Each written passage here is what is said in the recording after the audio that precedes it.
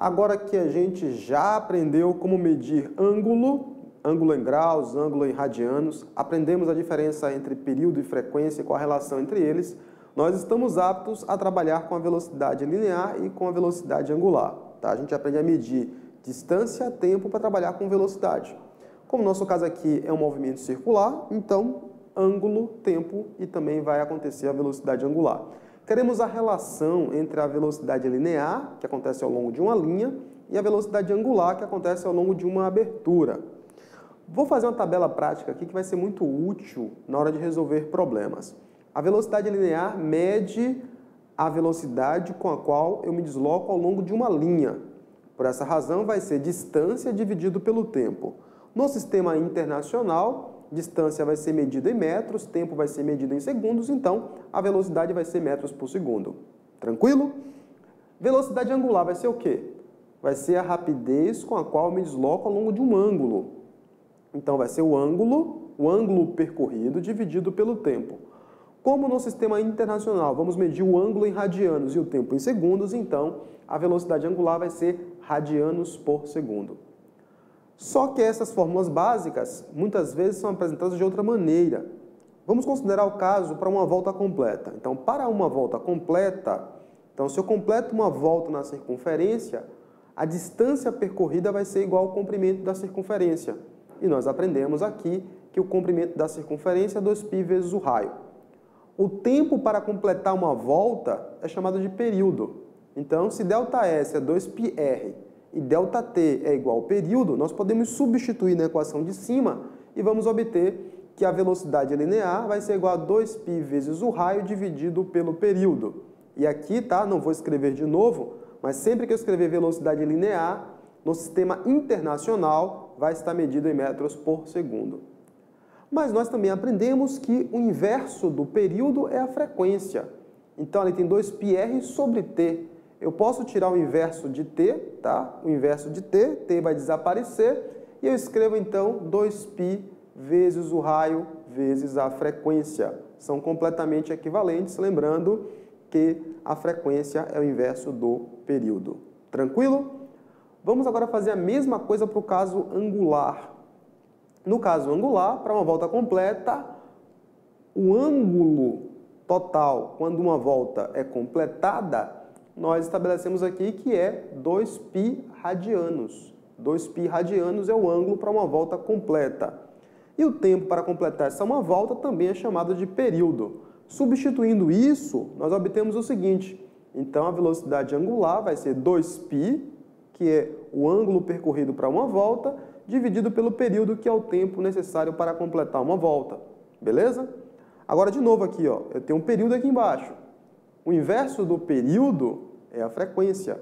Se o inverso do período é a frequência, eu posso reescrever essa equação, escrevendo que ômega é 2π vezes a frequência. Eu tirei o inverso do período e escrevi a frequência no lugar. Agora, nós vamos comparar a expressão da velocidade linear com a velocidade angular. Compara as duas. Olha para elas. Qual a diferença entre as duas? Observe que na velocidade linear aparece o raio e na angular o raio não aparece. Então, nossa conclusão óbvia é que a velocidade linear é a velocidade angular multiplicado pelo raio. Então, eu posso escrever assim, V é igual a ômega vezes R, onde ômega é a velocidade angular. Ora, se V é igual a ômega vezes R, então ômega vai ser igual a V dividido por R. Então, se eu quero obter a velocidade angular, basta que eu pegue a velocidade linear e divida pelo raio. Tá? Isso aqui acaba sendo um macete que os professores ensinam aos alunos, que toda vez que você quer obter a grandeza que é linear, você pega a grandeza angular e multiplica pelo raio. Sempre que você quer obter a grandeza angular, você pega a linear e divide pelo raio. Você pode decorar essas coisas, mas acho que é desnecessário se você sabe de onde a sequência está vindo. E eu sempre recomendo que você saiba de onde está vindo a sequência. Professor, qual das fórmulas eu uso? Depende do problema. Se ele te der diretamente ângulo e tempo, use a primeira. Se ele te der apenas o período, provavelmente vai sair por aqui. Se ele te der a frequência, a de cá. Se ele te der a velocidade angular, a de cá. Vai depender dos dados da questão que vai definir qual é a fórmula que você usa. Então, guarda esta tabela aí, porque ela vai ser útil na nossa resolução de exercícios. Tranquilo? Vamos agora para os casos de aplicação. Quais são os casos de aplicação importantes? Bom, o primeiro caso de aplicação importante é quando você vai transferir movimento através de polias, correias ou correntes. E também o caso de rodas dentadas. Eu diria que os dois casos, embora você olhe e parece que são diferentes, não são tão diferentes assim. São dois casos que, do ponto de vista físico, deve acontecer a mesma condição. Ora, tanto no caso de polias, correias, correntes ou rodas dentadas, nós queremos que o sistema gire de forma solidária. Quer dizer que quando tiver dentes, por exemplo, na hora que encostar aqui, ó, eles têm que passar de forma solidária. Eu não posso que um dente chegue mais rápido do que o outro, porque se isso acontecer, o dente vai quebrar. A mesma coisa acontece nas polias. Você não quer que um ponto da polia se desloque mais rápido do que o outro, porque se isso acontecer, a polia vai tender a partir. Se o que estiver na frente for mais lento, vai folgar. Você não quer que parta, você não quer que fique folgada. Consequentemente, para que esta condição seja satisfeita, todos os pontos deverão ter a mesma velocidade linear. Então, essa é a conclusão lógica, tá? Todos os pontos devem ter a mesma velocidade linear. A velocidade de um ponto deve ser igual à velocidade do outro ponto. No entanto, nós aprendemos aqui que a velocidade linear é igual à velocidade angular multiplicado pelo raio. Então, essa expressão costuma ser apresentada da seguinte maneira: a velocidade angular do ponto A multiplicado pelo raio A é igual à velocidade angular do ponto B multiplicado pelo raio B. Tá? É uma substituição direta da nossa condição necessária. Velocidade linear deve ser igual em todos os pontos. Nós também podemos substituir o ômega por 2π vezes a frequência, ou 2π dividido pelo período. Do que depende isso? Depende dos dados do problema. Aqui eu vou substituir como se fosse 2π vezes a frequência.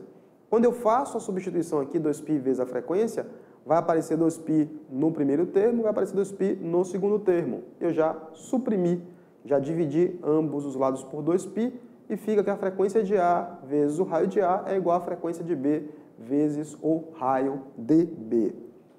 Bom, existem alguns problemas que, ao invés de te dar o raio, vai te dar o número de dentes. É o caso de problemas que envolvem rodas dentadas. E o número de dentes vai ser proporcional ao raio.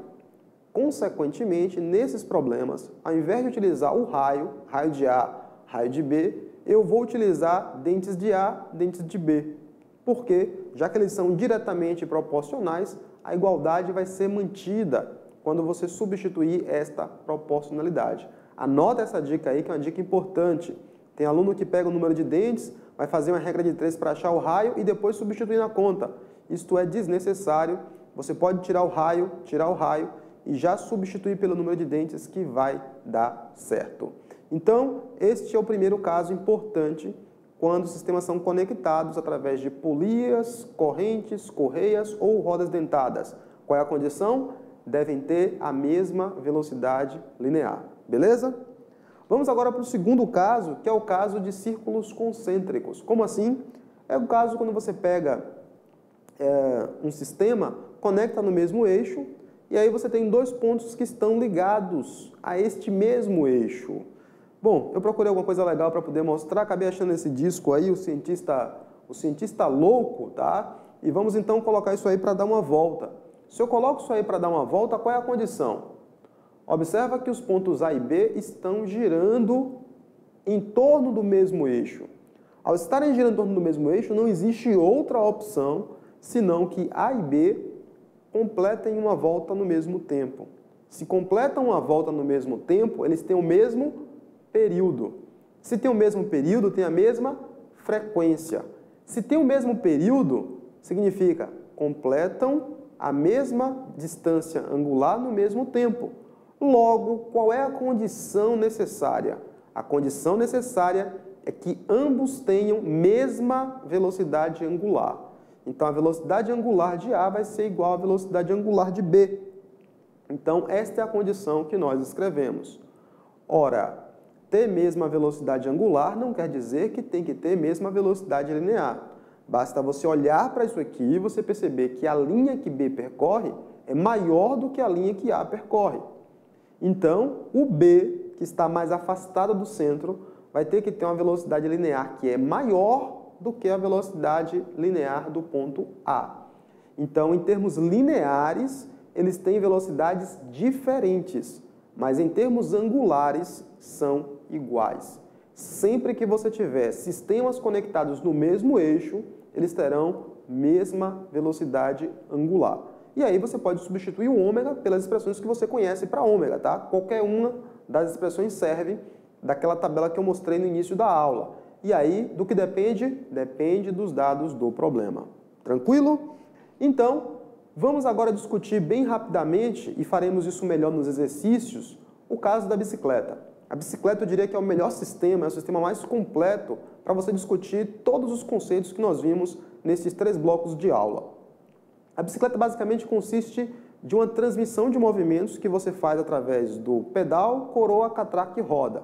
Nessa primeira imagem, eu só reservei pedal, coroa e catraca. A roda eu vou mostrar na imagem seguinte. Bom, vamos concentrar nossa análise no pedal coroa. Então, observe que pedal e coroa estão ligados no mesmo eixo.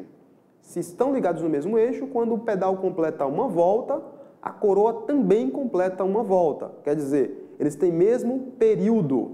Se tem mesmo período, tem mesma frequência. Se tem mesmo período e mesma frequência, tem mesma velocidade angular. Então, a velocidade angular do pedal é igual à velocidade angular da coroa. Agora, compara a coroa e catraca. Vamos só imaginar que a coroa tem o dobro do tamanho da catraca. Se a coroa e catraca tiverem essa relação, o dobro, quando a coroa completar uma volta, a catraca terá completado quanto? Então, observe que quando a coroa completar uma volta, a catraca terá completado 2 voltas. Isso porque eu disse que a coroa tem o dobro do tamanho da catraca. Se a coroa tiver 3 vezes o raio da catraca, quer dizer, 3 vezes maior, quando a coroa completar uma volta, a catraca terá completado 3 voltas. Então, existe uma relação direta entre os tamanhos e o número de voltas que vai ser dado. E aí você pode, a partir daí, já concluir várias coisas e vários problemas sem grande dificuldade. Por que a bicicleta aumenta a sua velocidade quando você pedala? Por que aumenta? Vamos pegar o caso de uma bicicleta completa e aí você vai entender direitinho. Vamos concentrar na coroa, catraca. Então, vamos considerar, a coroa tem o dobro do tamanho da catraca. Quando a coroa completar uma volta, a catraca vai completar 2, tá? Coroa completa uma volta, catraca completa 2, por quê? Porque a coroa tem o dobro do tamanho da catraca. Só que a catraca lá está conectada no mesmo eixo com a roda. Qual é o resultado disso? Quando a catraca completar uma volta, a roda também vai completar uma volta. Então, voltemos. Quando a coroa completar uma volta, a catraca vai completar 2.